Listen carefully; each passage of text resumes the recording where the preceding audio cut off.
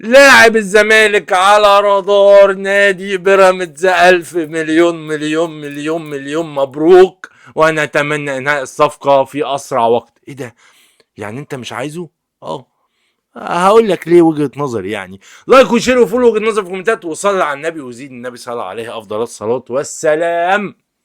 الموضوع انباء عن تقديم عرض من نادي بيراميدز لشراء ناصر ماهر الشهير بناصر كوستا بفضل كابتن بلال علام. انا فاكر الهدف ده كويس، بتاع بيراميدز كان في الامارات لما كسبنا بيراميدز، وبعد كده ما اعرفش خسرنا من النادي الاهلي تقريبا، بتاع ضربه الجزاء بتاعت شيكابالا تقريبا، هو اليوم الاسود ده. ما علينا.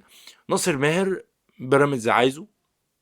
هل انت مع استمرار ناصر ماهر ولا رحيله الى نادي بيراميدز؟ انا اقول لك حاجه بس انت جاوب عليها بس، يعني انت جاوب عليها هتقول لي اه ولا. ناصر ماهر لعب 3 سنين في نادي الزمالك. هل ناصر ماهر لاعب مباريات كويس ولا لاعب مواسم كويس؟ يعني هو بيديك موسم وموسم لا، ولا بيديك ماتش وعشرة لا؟ هو لاعب ماتشات.